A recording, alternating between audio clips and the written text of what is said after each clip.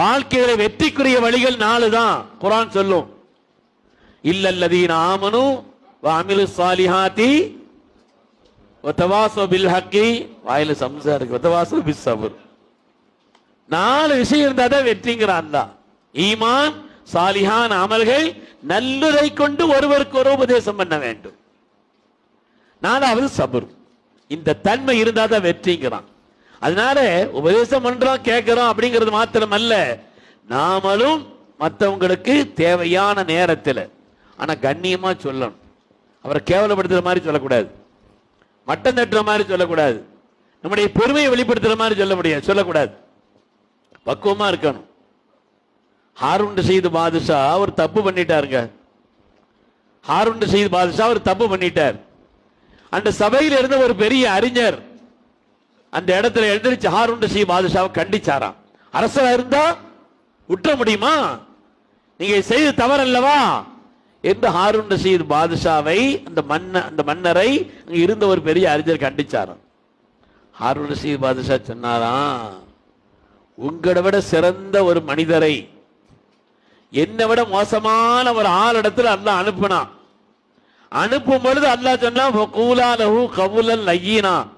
மிருதுவான சொல்லை, நளினமான சொல்லை, நல்ல சொற்களை, பக்குவமான சொல்ல சொல்லுங்கன்னு அல்லாஹ் சொல்லி அனுப்பினான். உங்களை விட சிறந்தவர்னா மூசா அலைஹிஸ்ஸலாம், என்னை விட மோசமான ஆளுன்னா ஃபிரௌன். ஃபிரௌனிடத்தில் மூசா அலைஹிஸ்ஸலாமை அல்லாஹ் தஆலா அனுப்பினான். அனுப்பும் பொழுது அல்லாஹ் சொன்னான், ஃபகூலா லஹு கவுலன் லய்யினா, மிருதுவான சொல்லை, நளினமான சொல்லை, பக்குவமான சொல்லை சொல்லுங்கள் என்று அல்லாஹ் சொல்லி அனுப்பினான். நீங்க மூசா அலைஹிஸ்ஸலாமோட கூடுன ஆளும் இல்ல, நான் ஃபிரௌனோட மோசமான ஆளும் இல்ல, பக்குவமா சொன்னா என்னன்னு கேட்டாங்களாம். உபதேசம் சொல்ல வந்தவர் உபதேசம் கேட்டுட்டு போனார்.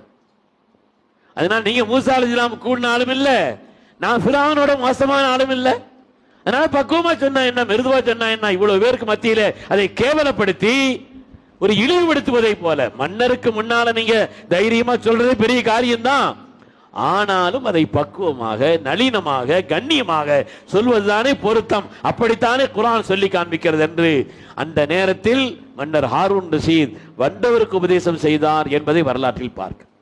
அதனால மற்றவங்களுக்கு நாம நசீஹத் செய்யணும், பிள்ளைகளுக்கு சொல்லணும், பக்குவமா சொல்லணும். ஸல்லல்லாஹு அலைஹி வஸல்லம் நசீஹத் செய்யும் பொழுதெல்லாம் அடுத்து முஆத் ரலியல்லாஹு சொல்கிறார், பல சஹாபாக்களுடைய விஷயம் வருகிறது. ஸல்லல்லாஹு அலைஹி வஸல்லம் மேல கை வைப்பாங்க, யா புனையை அருமை மகனேன் மேல கை வச்சு அப்படி டச் பண்ணி அதுக்கு பிறகு சொல்லுவாங்க.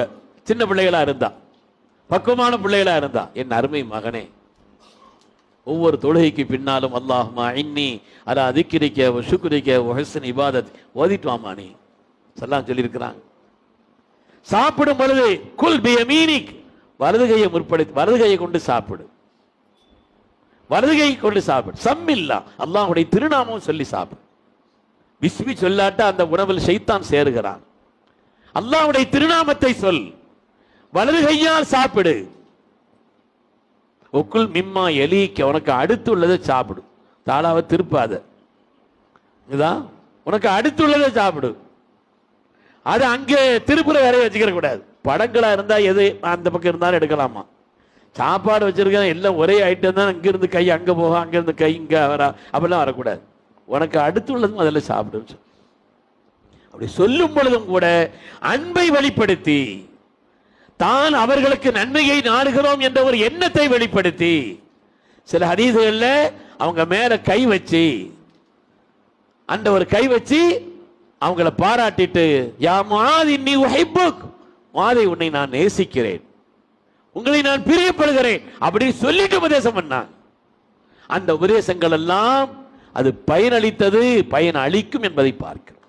அதனால மற்றவங்களுக்கு உபதேசம் பண்றது, நாம் எல்லாம் உபதேசிகள் தான்.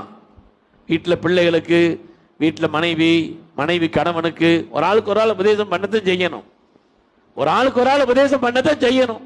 தவறு இருந்தால் யாரா இருந்தாலும் பக்குவமா சொல்லி காட்ட வேண்டும், இது தவறு, இது நல்லதல்ல அப்படிங்கிறத பக்குவமா அவங்களுடைய கண்ணியம் குறையாமல். சில விஷயங்களை சபையில சொல்லணும், சில விஷயங்களை தனியா சொல்லணும். சபையில சொல்லும் பொழுதும் கூட அது கண்ணியத்தோடு பயன்படுத்த வேண்டும் என்பதையும் மார்க்கம் நமக்கு பல்வேறு வழி